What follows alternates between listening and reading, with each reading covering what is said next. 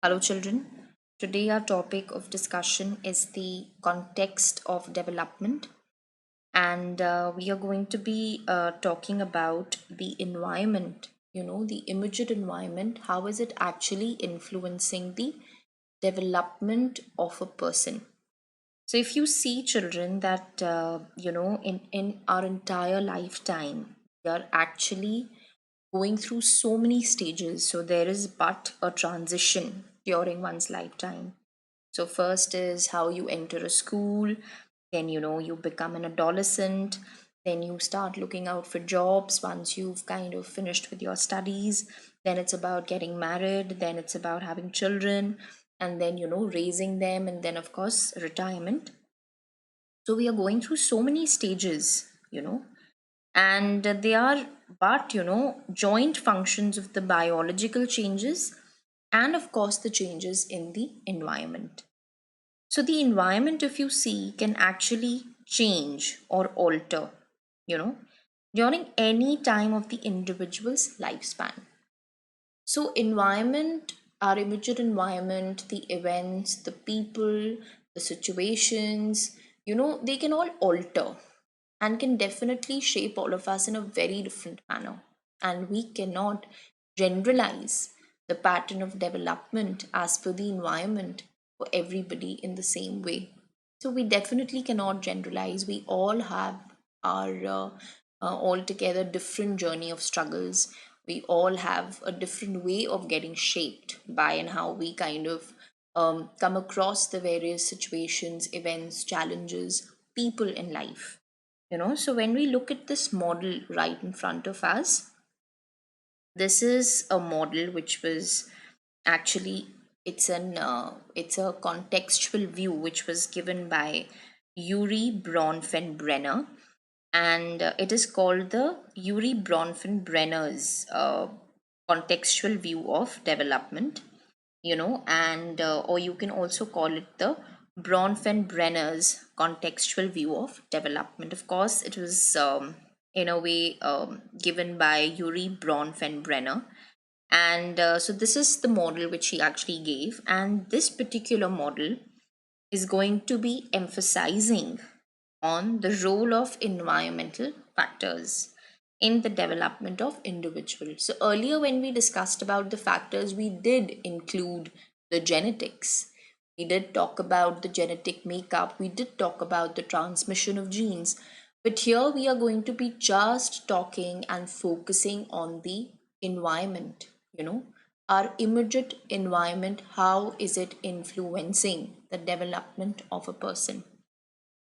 So when we look at this model, we'll understand that there are around you can say four phases, starting from microsystem, mesosystem, exosystem, macrosystem. But there is another one which is called the chronosystem, which is not in a way given here in the model, but it is definitely there, which is called the chronosystem. So now moving on to the next slide, it's been elaborated in a better manner. So when we talk about the microsystem, and you can see that if we go back to the previous slide, we can see that right in the center of the model is the individual that's placed. And surrounding it, we have the various stages, or so to say, the phases.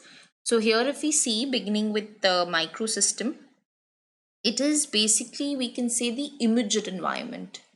Immediate here means the environment that is directly in touch with the individual. So the individual is coming in direct contact with this environment, so that environment comes under the micro system, the immediate environment, or probably you can say the setting where the individual lives. It is the immediate environment of the individual. He is coming in contact with it on daily basis. That's where he belongs to, you know so when we talk about the immediate environment, of course what strikes us is but the socializing agents, the immediate socializing agents, because they are the ones we are coming in contact on with daily basis. We have our family, we have our peer groups, we have our school, which is, so to say, the teachers, even the neighborhood. So all of that comes under the microsystem. Then we do have our neighbors also, which comes as a part of microsystem. Then we have the mesosystem, if we see. So the mesosystem, children, is talking about the relations, so to say, between these contexts. So if we want to know what is the kind of relation between the parents, and the teachers, so to say, that in a way falls under the second stage or the second phase, which is the mesosystem. A child's parents, how they basically relate to teachers, or probably how is the parent viewing the friends of his or her son or daughter, you know and how is it basically, so to say, the experiences of all this are going to influence the individual's relationships with others.